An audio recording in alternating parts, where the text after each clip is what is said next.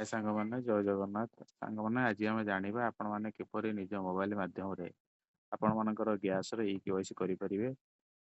ଯଦି ଆପଣମାନେ ଭାରତ ଗ୍ୟାସ୍ ପାଉଛନ୍ତି, ଭାରତ ଗ୍ୟାସ୍ ଆପଣଙ୍କର ବହି ଅଛି କିମ୍ବା ଆପଣମାନଙ୍କର ପାଖରେ HP ଗ୍ୟାସ୍ ବହି ଅଛି କିମ୍ବା ଆପଣମାନଙ୍କର ଇଣ୍ଡିଆନ୍ସ ଗ୍ୟାସ୍ ଅଛି, ତ ଆପଣମାନେ ଚାହିଁଲେ ନିଜ ମୋବାଇଲ ମାଧ୍ୟମରେ ଆପଣମାନେ ଇ-କେୱାଇସି କରିପାରିବେ।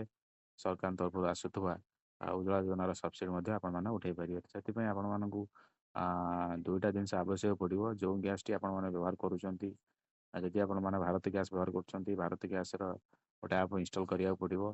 ତା ସହିତ ଆପଣମାନେ ଗୋଟେ ଆଧାର ଫେସ୍ RD, ଯେଉଁଟାକି ଆପଣମାନେ ନିଜ ମୋବାଇଲ ମାଧ୍ୟମରେ ଇ-କେୱାଇସି ବା ଫଟୋ କ୍ୟାପଚର କରି ଆପଣମାନେ ଇ-କେୱାଇସି କରିପାରିବେ। ତ ସେଥିପାଇଁ ଆପଣମାନଙ୍କୁ ଆଜି ଆପଣଙ୍କୁ ଦେଖାଇଦେବି ଆପଣମାନେ କିପରି ଭାବେ ନିଜ ମୋବାଇଲ ମାଧ୍ୟମରେ ଆପଣମାନେ ଇ-କେୱାଇସି କରିପାରିବେ। ତ ଆପଣମାନଙ୍କୁ ଦେଖିବା ପାଇଁ ବର୍ତ୍ତମାନ ଗୋଟେ HP ଗ୍ୟାସ୍ରେ ଇ-କେୱାଇସି କରାଇବି, ଯେଉଁଟାକି ଆପଣମାନେ ନିଜ ମୋବାଇଲ ମାଧ୍ୟମରେ କରିପାରିବେ। ସେଥିପାଇଁ ଆପଣମାନେ ନିଜର ପ୍ଲେ ଷ୍ଟୋରକୁ ଯାଇକି ଆପଣମାନେ ସର୍ଚ୍ଚ କରନ୍ତୁ ଆପଣମାନେ HP ଗ୍ୟାସ୍ ପେ ଏବଂ ଆଧାର ଫେସ୍ RD, ଏଇ ଦୁଇଟା ଜିନିଷ ଇନଷ୍ଟଲ୍ କରନ୍ତୁ। ଇନଷ୍ଟଲ୍ କରିସାରିଲା ପରେ ଆପଣମାନେ ଏଇଭଳିଟାର ପଳେଇ ଆସିବ ଡ୍ୟାସବୋର୍ଡ଼ଟି। ଏଇଭଳି ଟାଇପ୍ର ଡ୍ୟାସବୋର୍ଡ଼ଟି ପଳେଇ ଆସିବ।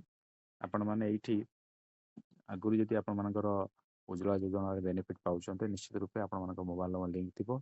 ଯଦି ଆପଣମାନଙ୍କ ପାଖରେ ମୋବାଇଲ ନମ୍ବର ଲିଙ୍କ୍ ନାହିଁ, ତ ଆପଣମାନେ ନିକଟସ୍ଥ ଗ୍ୟାସ୍ ଏଜେନ୍ସି ସହିତ ଯାଇକି ଯୋଗାଯୋଗ କରନ୍ତୁ, ଯାହାଦ୍ୱାରା କି ଆପଣମାନେ ମୋବାଇଲ ନମ୍ବର ଅପଡ଼େଟ୍ କରିପାରିବେ। ଅପଡ଼େଟ୍ କଲା ପରେ ଆପଣମାନେ ଏଇଠି ଆପଣମାନେ ଲଗ୍ଇନ୍ ସେଇ ନମ୍ବର ଦେବେ, ଯେଉଁ ନମ୍ବରଟି ଆପଣମାନେ ଗ୍ୟାସ୍ ଏଜେନ୍ସି ଥ୍ରୋରୁ ଲଗ୍ଇନ୍ ହେଇଥିବ କିମ୍ବା ଆପଣମାନଙ୍କର ଥିବ।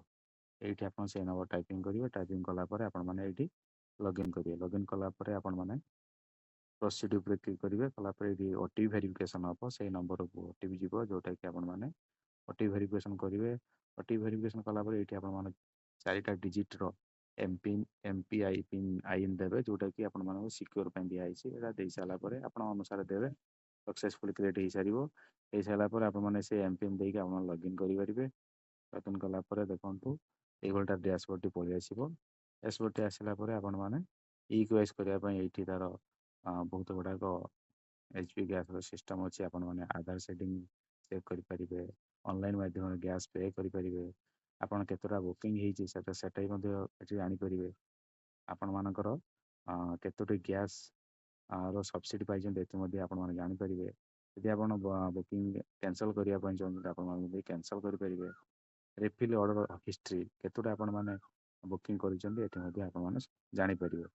ତ ଆମେ ଏଇଠି ଇ-କେୱାଇସି କରିବା। ଇ-କେୱାଇସି କରିବାକୁ ହେଲେ ଆପଣ ଦେଖନ୍ତୁ HP ଗ୍ୟାସ୍ ଇ-କେୱାଇସି ଗୋଟେ ଅପସନ୍ ଅଛି। ଆପଣ ୟାର ଉପରେ କ୍ଲିକ୍ କରିବେ। କ୍ଲିକ୍ କଲା ପରେ ସେ କିଛି ସମୟ ଟାଇମ୍ ନେବ ବ୍ରାଉଜିଂ କରିବା ପାଇଁ।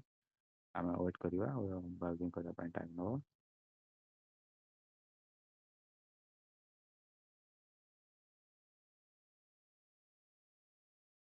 କଲା ପରେ ଦେଖନ୍ତୁ ଏଇଠି ତା'ର ଡ୍ୟାସବୋର୍ଡ଼ଟି ଖୋଲିଗଲା। ଏଇଠି ପ୍ରୋସିଡ୍ ଉପରେ କ୍ଲିକ୍ କରିବେ। କ୍ଲିକ୍ କଲା ପରେ ଆପଣମାନେ ଏଇଠି ଦେଖନ୍ତୁ ତା'ର ଇ-କେୱାଇସି ଯେଉଁ ପୋର୍ଟାଲଟି ଆପଣମାନଙ୍କୁ ନେଇଯିବ। ହେଲା ପରେ ଆପଣମାନେ ଏଇଠି ଆପଣମାନେ ଫେସ୍ କ୍ୟାପଚରରେ କ୍ଲିକ୍ କରିକି ଆପଣମାନେ ଯେଉଁ ଲୋକର ଇ-କେୱାଇସି କରିବା ପାଇଁ ଚାହୁଁଛନ୍ତି, ସେଇ ଲୋକର କ୍ୟାପଚର ନେବେ। ଆପଣମାନେ ସଦାସର୍ବଦା ବ୍ୟାକ୍ କ୍ୟାମେରା ନେଇ କରନ୍ତୁ, ଯେଉଁଟାକି ଗୋଟେ ସର୍କଲ୍ ଭଳିଆ ଆସିବ। ଆପଣମାନେ ଇଜି ହେବ। ସେ ସର୍କଲ୍ ଗ୍ରୀନ୍ ହେଲେ ଆପଣମାନଙ୍କ ଇ-କେୱାଇସି କ୍ୟାପଚର ସକ୍ସେସ୍ ହେବ। ଆପଣମାନେ ବ୍ୟାକ୍ କ୍ୟାମେରା ୟୁଜ୍ କରନ୍ତୁ, ଯେଉଁଟାକି ବେଟର୍ ହେବ। କଲା ପରେ ଆପଣମାନେ ପ୍ରୋସିଡ୍ ଉପରେ କ୍ଲିକ୍ କରିବେ। କଲା ପରେ କିଛି ସମୟ ଟାଇମ୍ ନେବ। ଆପଣ ଅଟୋମେଟିକ୍ ସେ ପେଜ୍ ନେଇଗଲା। ଦେଖନ୍ତୁ ଏଇଭଳିଆ ଟାଇପ୍ର ଆପଣ ଇ-କେୱାଇସି ହେବ।